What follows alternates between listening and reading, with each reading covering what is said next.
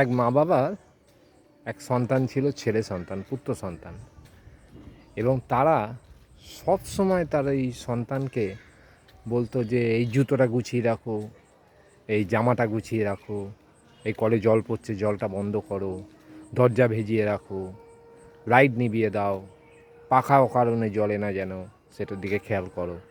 তো এইরকম করতে করতে করতে করতে না ছেলেটার একদম বিরক্ত লেগে গেছিলো। ভেবেছিল যে সব সময় এরকম করে আমার পেছনে, তা আমি এক কাজ করবো, আমি এই বাড়ি ছেড়ে চলে যাব, দরকার নেই। এরকম সব সময় করলে ভালো লাগে? মানে দিন রাত্রির মানে বাড়িতে ঢুকতো তো এরকম শুরু করে দিত। তা যাই হোক, এরকম মনে মনে ঠিক করেছে। তা হঠাৎ ছেলেটার একটা চাকরির অ্যাপ্লিকেশান এসছে, অ্যাপ্লিকেশান লেটার বাড়িতে এসছে।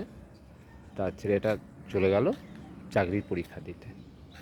তা চাকরির পরীক্ষা দিতে গিয়ে দেখলো যে যেখানে তাকে চাকরিতে ডাকা হয়েছে তার থেকে উনি প্রায় 1 ঘন্টা আগে পৌঁছে গেছেন। এবং 1 ঘন্টা আগে পৌঁছে সে প্রথমেই দেখলো যে অফিসের দরজাটা দুহাত করে খোলা রয়েছে, ভেতরে কোনো লোকজন নেই, অথচ দরজাটা দুহাত করে খোলা। তা সে তো, তার যা স্বভাব, সে সঙ্গে সঙ্গে দরজাটা বন্ধ করলো। এবং কিছু দূর এগোনোর পর দেখলো একটা রুমের মধ্যে আলো জ্বলছে, পাখা জ্বলছে, অথচ কেউ নেই সেই ঘরের মধ্যে। সেই আলো পাখা সব নিভিয়ে দিল। এবার আরেকটু ভেতরে গিয়ে দেখলো যে একটা ঘরের মধ্যে চারিদিকে একদম মানে জুতো ফুতো, তারপরে টেবিল চেয়ার সব এদিক ওদিক ছন্দ ছাড়াভাবে সব রাখা রয়েছে।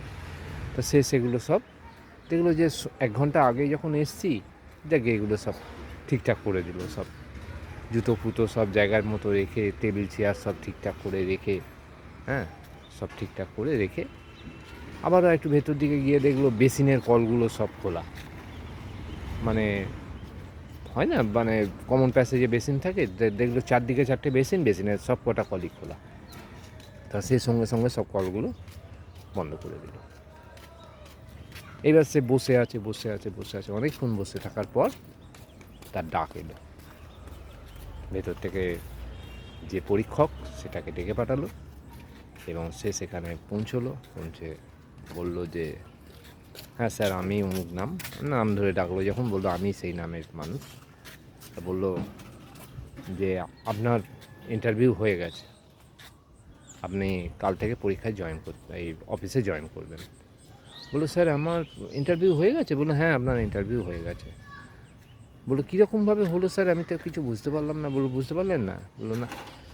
বললো আপনি অফিসে এসেই দরজাটা বন্ধ করেছিলেন? বললো হ্যাঁ। বললো আপনি পাখা নিভিয়েছিলেন, আলো নিভিয়েছিলেন? বললো হ্যাঁ। বললো জুতো ফুতোগুলো সব অগোছালোভাবে পড়েছিল, আপনি সব সাজিয়ে রেখেছিলেন? বললো হ্যাঁ। বললো তারপরে বেসিনের কলগুলো খোলা ছিল, আপনি সব বন্ধ করেছিলেন? বললো হ্যাঁ। বললো আমরা সব সিসিটিভিতে দেখছিলাম আপনার কী করছিলেন। আমাদের এই রকমই একজন এমপ্লয়ির দরকার ছিল, যে আমাদের অফিসটাকে এরকম সাজিয়ে গুছিয়ে সুন্দর করে সবসময় রেখে দেবে। তা যান, আপনার চাকরি হয়ে গেছে, আর আপনাকে অ্যাডভান্স 2 মাসের মাইনেও আমরা দিয়ে দিলাম, আপনি কাল থেকে অফিসে জয়েন করবেন।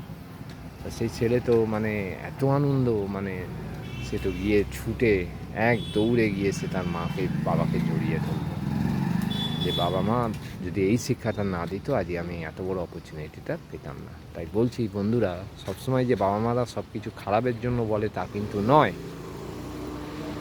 এটা ভালোর জন্যও বলে। আমরা অনেক সময় বিরক্ত হই বাবা মার প্রতি, ঠিক আছে? তা বাবা মার সব কথাই যে খারাপ হতে পারে তা কিন্তু নয়। আজ এই গল্পটা দিয়ে শুরু করলাম দিনটা। আপনাদের কেমন লাগলো জানাবেন। সকলকে আমার তরফ থেকে রাধে রাধে, টাটা।